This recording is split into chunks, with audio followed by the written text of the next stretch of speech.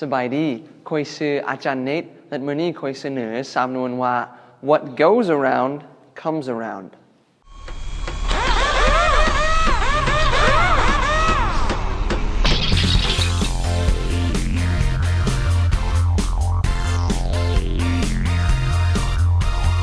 เอาคำว่า what ซึ่งแปลว่าหยังหรือถ้ามันบ่ได้เป็นคำถามแปลว่าสิ่งที่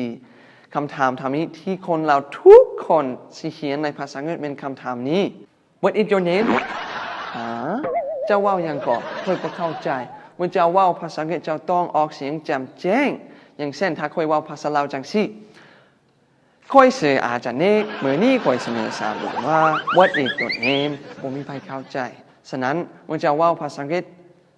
เจ้าควรสิเน้นถึงการออกเสียงของแต่ละคำอย่างเช่น What is your name หรือเมื่อฝรั่งสิเว้าแบบธรรมดาเฮาสิเว้าว่า What's your name What's your name What's your name ซึ่งแปลว่าเจ้าชื่อหยัง What's your name My name's Nate เอาคำว่า goes คือกันกับทุกคำเจ้าต้องออกเสียงคำนี้ให้ถูกต้องบ่แม่น goes มัน goes ตัว s สิออกเสียงคือกันกับตัว z ซึ่งมีเสียงอยู่ในคู่ขอ z goes ถ้าเจ้าออกเสียงคำนี้บ่ถูกเจ้าสิว่า ghost ซึ่งแปลว่าผี I'm scared of ghosts Are you ข้อยย้านผีและเจ้าเด้คำต่อไปก็คือ around ซึ่งมีหลายความหมายอย่างเช่น Do you know what time it is เจ้าฮู้บ่ว่ามันจักโมงแล้ว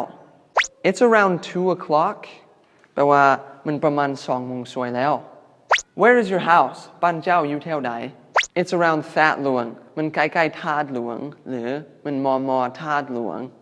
คำสุดท้ายก็คือ comes ซึ่งแปลว่ามา What goes around comes around What goes around comes around ถ้าเฮาสิแปลตรงๆมันแปลว่าสิ่งที่ไปรอบตัวเฮาเองมันสิกลับมาคืนในภาษาลาวมีสำนวนที่มีความหมายคล้ายๆกันว่า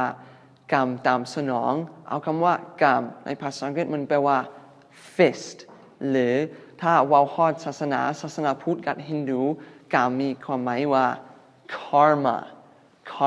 และคำต่อไปก็คือตามในภาษาอังกฤษแปลว่า according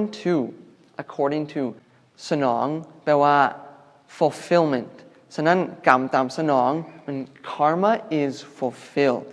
มันมีความหมายว่าเฮ็ดดีได้ดีเฮ็ดชั่วได้ชั่วทุกคนควรสิรู้จักสำนวนนี้แล้วแม่นบ่เฮ็ดดีได้ดีเฮ็ดชั่วได้ชั่วเฮาสิใช้สำนวนนี้เมื่อใดอย่างเช่นถ้าเจ้าเป็นคนเจ้าชู้และเจ้ามีผู้หญิงหลายคนที่เจ้าเฮ็ดให้อกหักเมื่อเจ้าพบคนที่แม่นแล้วคนที่เจ้าอยากสิแต่งงานคนนั้นสิเฮ็ดให้เจ้าอกหักเพราะว่า what goes around comes around กรรมตามสนองและสมน้ำหน้าสิ่งสุดท้ายอย่าลืมกดถูกใจใน Facebook ขอบใจ wanna เป็นคำย่อจาก2คำ want และ want to แปลว่าอยากจะหรือต้องการจะส่วนหลายถ้าเจ้าอยากสิเว้าภาษาอังกฤษจำแจ้งเจ้าสิเน้นถึงการออกเสียงของ